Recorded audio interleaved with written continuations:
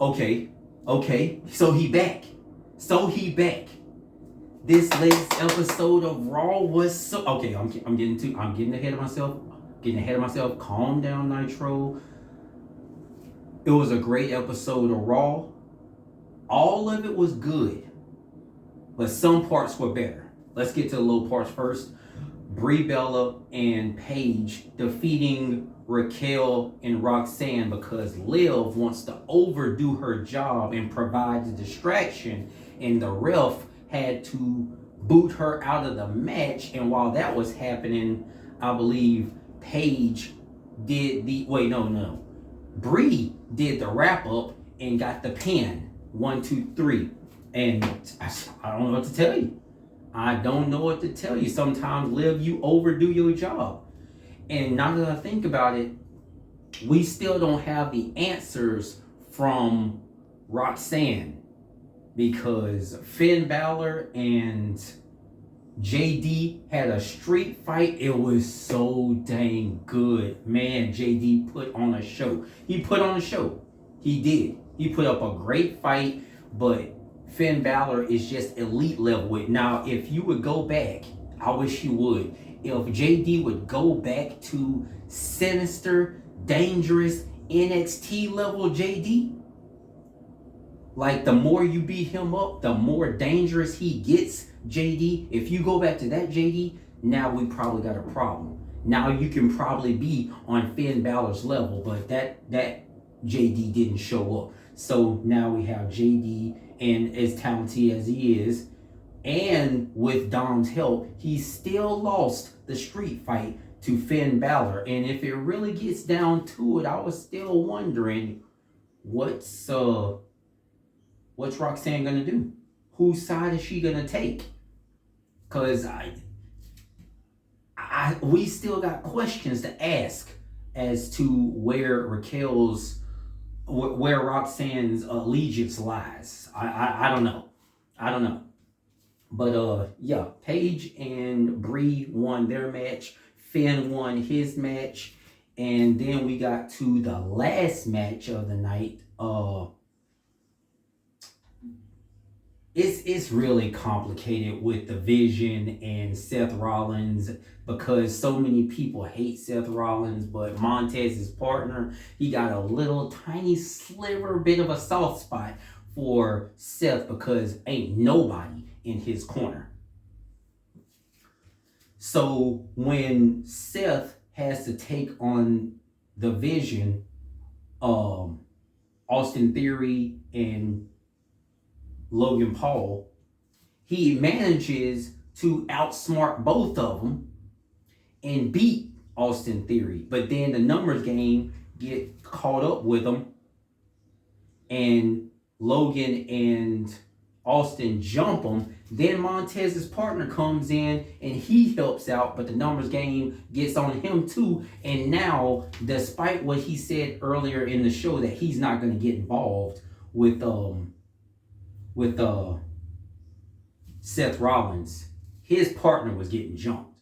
So he still got involved and he helped out his partner and took out the Vision of Austin Theory and Logan Paul. But then the Super Steiner comes in and he just starts clearing out all the trash, okay? He goes after the Street Profits, I think takes them out.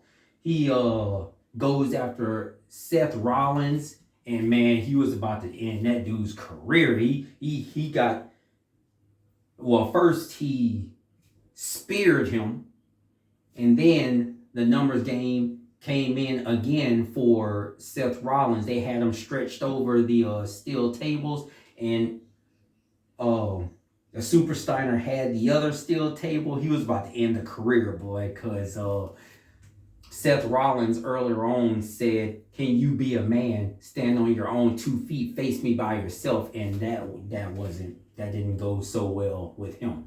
Braun didn't like that. And it seems as though Paul Heyman wanted to hold back on getting directly involved with Seth Rollins because, I mean, after the match, he's bound to be tired. And so take advantage of that moment. And he did. And he almost ended his career.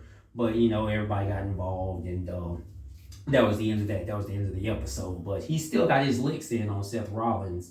And once again, the Street Profits had to get involved. And this time, Montez took the spear for his partner. And I know he's going to be angry about that next week. I know he's going to be angry about that. He's going to have a talk with Dawkins about getting involved, man. I don't blame him, I mean, Seth does draw people into his storylines. It's not necessary. But on the other side of things, that was the end of the show. But at the beginning of the show, it was tribal combat time because Jacob Fatu, he started it off. He actually started it off. To start off the episode, his music plays. He says, Roman, bring your punk self out here. We done talking. Then the Usos come out and they try to talk Jacob down, but ain't no talking him down. He take care of that situation. And then Roman comes out. He tries to handle the situation and he almost gets choked out. But then the Usos come in again and they all jump Jacob Fatu because that's what it takes. You have to jump that man. You got to jump him.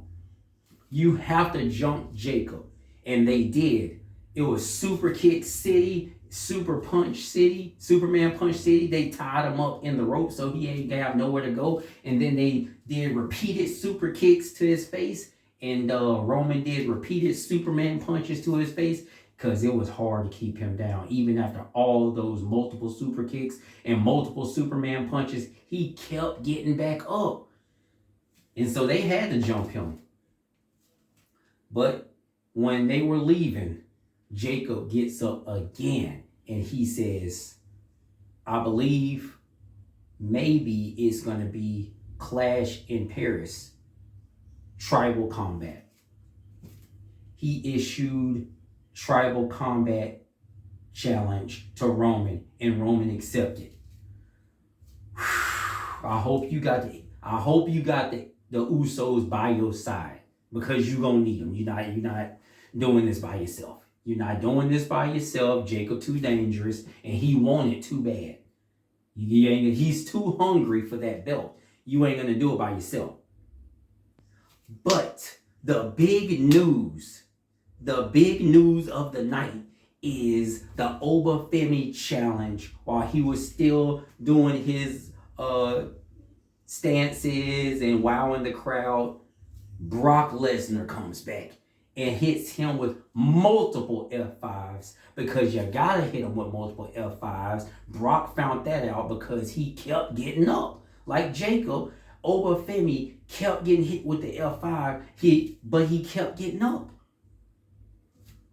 And so like 5 F5s later, Obafemi stayed on the ground and Brock Lesnar just walked out.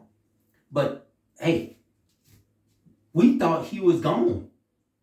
We thought Brock Lesnar retired, but it was one of those AJ Styles / Mark Henry type of retirements. And now he's back and he attacked Obafemi during his ring entrance.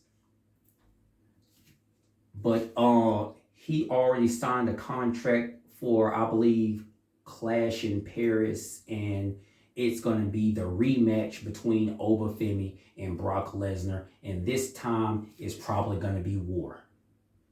Rematch of the century is probably going to be a war this time. And